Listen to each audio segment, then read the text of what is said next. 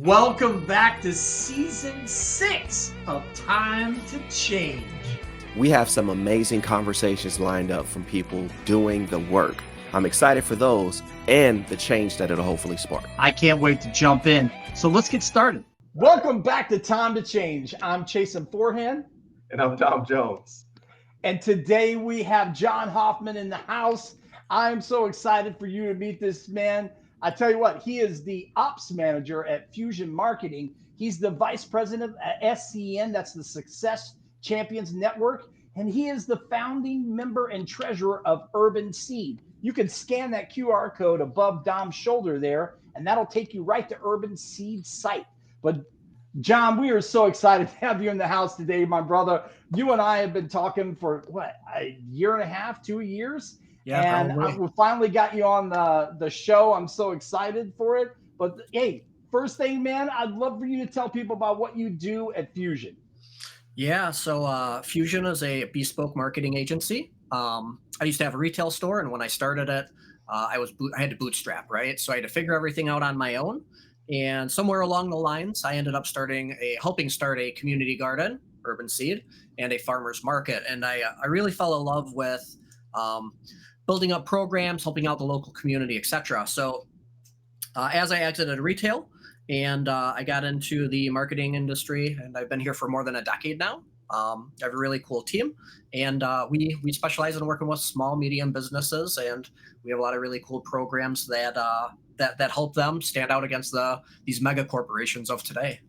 Whether you're a nonprofit, church, school, or business, let ourmerchpage.com become an extension of your marketing team.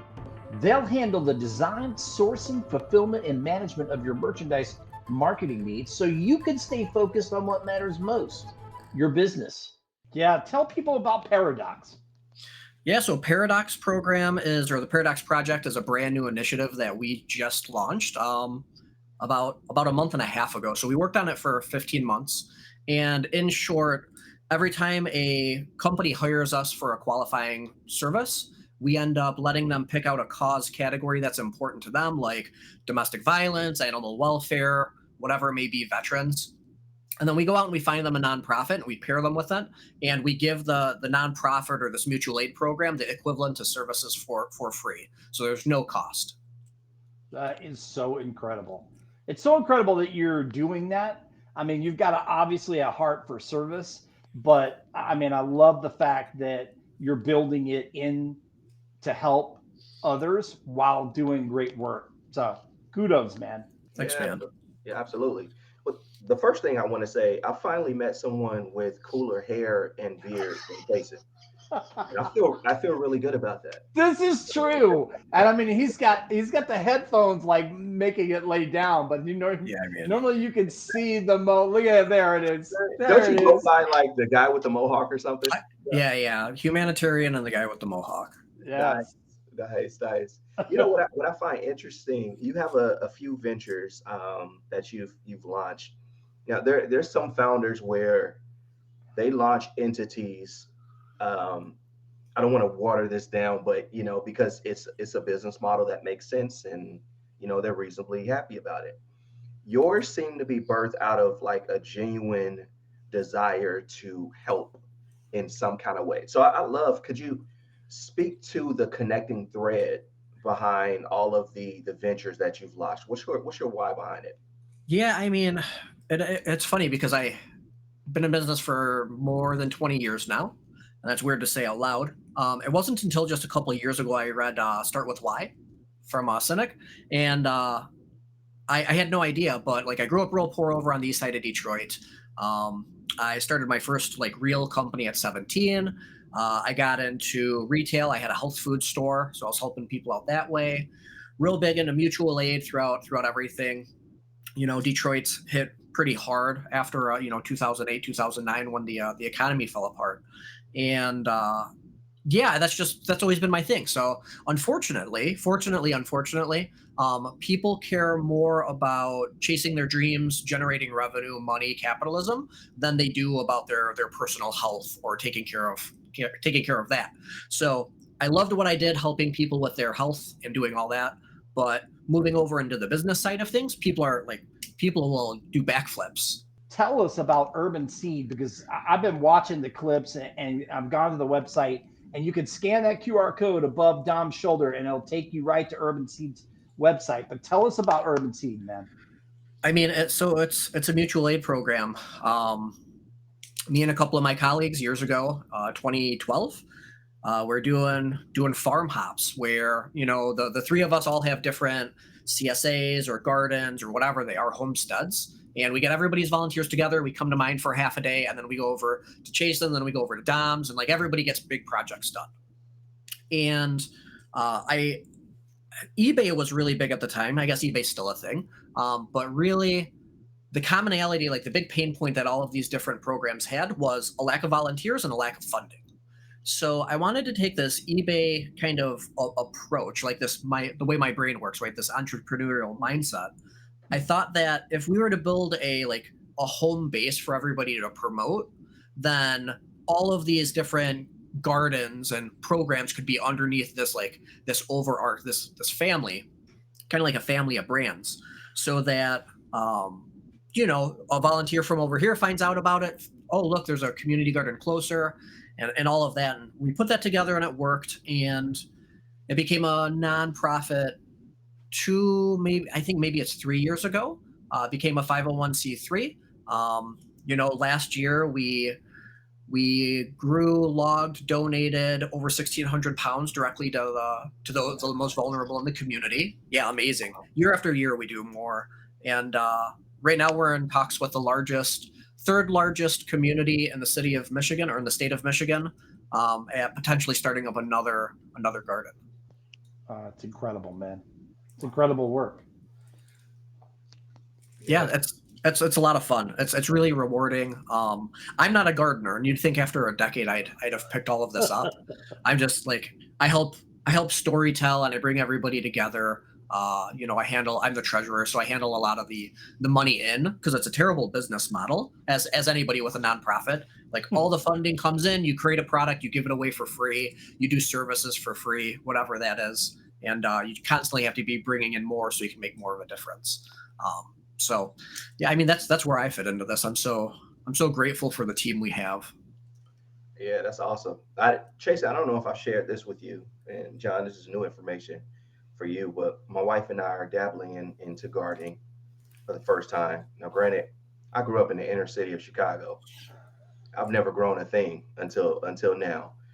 But I will tell you, there is something empowering, something very just kind of instinctive about putting your hands in dirt and learning how to grow food.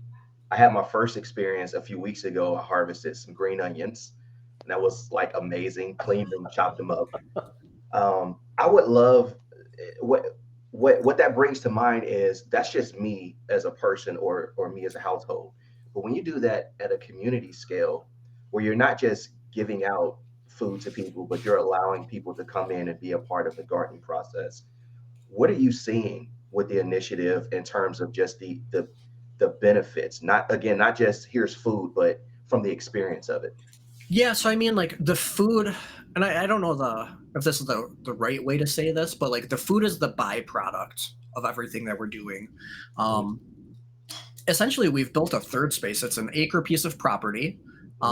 It's a park that it's just like any park. Anybody can go there. There's picnic tables, shade trees. We have neighbors that come out and just read. We do classes where we teach children. We get the seniors there. It breaks age barriers.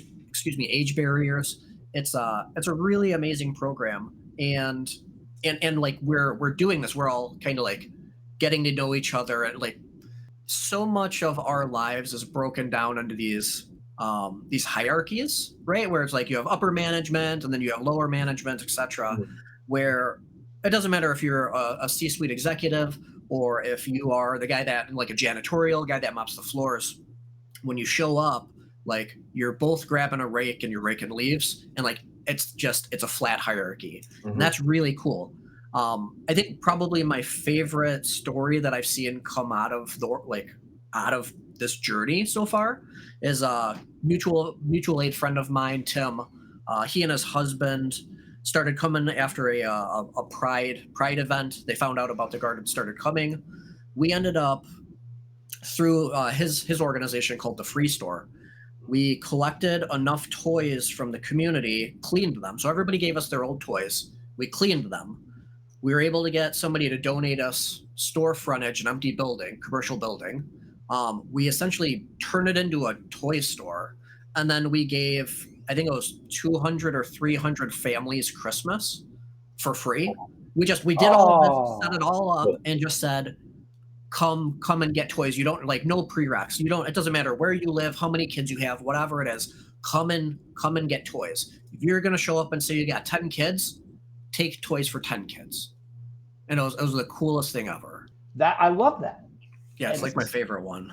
Yeah, I love that. That's fantastic. When you were thinking about this, was the whole idea to be like, how do we create something special within this community? I'm 1 mile outside of Detroit. That's food desert.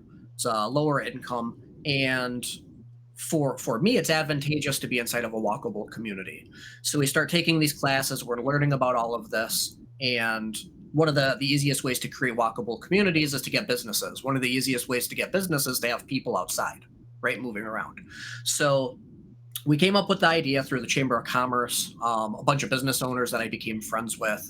And the idea was to have, let's do a farmer's market because that'll draw everybody. And then let's build a garden. So grow food at the garden, sell it at the farmer's market, one hand washes the other, right? It was a really simple concept. That way, it would be sustainable. We put it together. Within that first year, the farmer's market was the second largest in the county. It took off. Yeah, it was amazing. And then the community garden stuck. Everybody argued over the farmer's market because that's what people do when things are successful.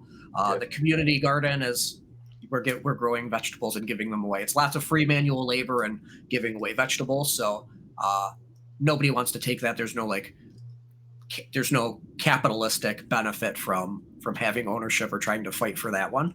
So everybody left us alone, and we've been able to just keep growing food for the community. I keep reading about the founder of SCN, Success Champions Network, and you are vice president there? So I'm the vice president of one of the national chapters. So the chapter that I belong to is an incubator group where basically we have people from all over the U.S. and abroad coming in, and it's all business to business.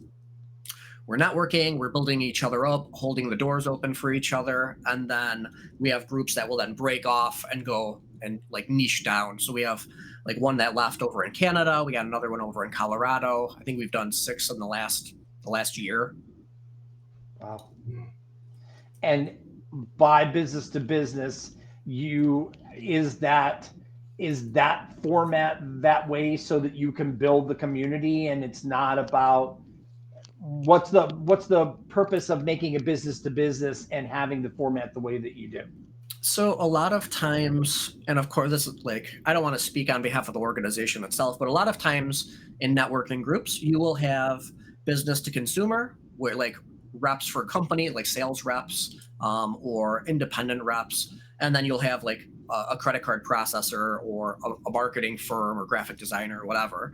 And it's really difficult for an Aflac rep to give me any, or like a roofer to give me any type of meaningful introductions. Whereas for me to give referrals to a credit card processor or to other nonprofits or other businesses, like that's an easy one, like an MSP or an accountant, etc. Okay, I got you. You're a busy man. Yeah, for sure. I've counted. I don't know if I'm accurate on this, but about 4 different ventures that we've talked about in the span of 15 minutes or so. Is there anything new that you're working on? What should we expect from John Hofmann next? You know, the big one that I'm stuck on is this Pairadox Project that we just recently launched. Right now, I'm on a hunt for nonprofits to help.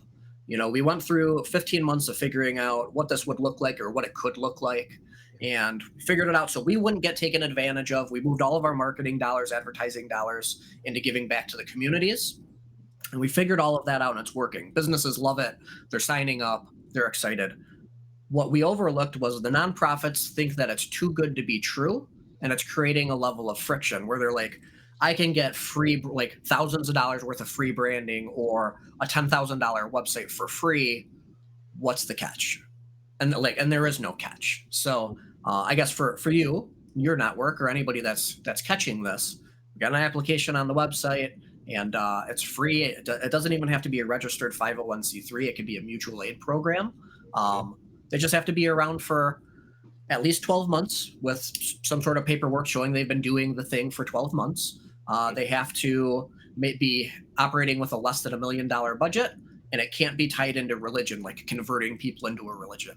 Pretty much everything else is on the board. We just want to help people make more of a difference. Yeah. We signed up. Yeah. We put our name in the hat there. We're like, hey man, my favorite, I love collaborating, and I love it when people are saying, I will help you out. I'm like, yes, great, right. Let's go. Because the budgets, right? Like a lot of times these organizations, and I've seen it firsthand, right? I mean, even with the community garden, you're doing all of this amazing work in these communities and whatever. You don't know, like it ends up being a secondary thought, like to have a good presence online or be able to show up to get grants or donations or recurring payments. Like that's secondary next to the growing vegetables or helping people feed themselves or whatever that is. Yeah. Love everything that you're doing, brother. And any way we can help out, please, when you're watching this, scan that QR code and go to Urban Seed, but also check out all the links that we have for John and everything that he's doing, including Pairadox. Spread the word and help him get it out to other people. Yes. We are thrilled to have had you, John. Thank you so much for being with us. I am Chasen Forehand. And I am Dom Jones. And we will catch you next time on Time to Change.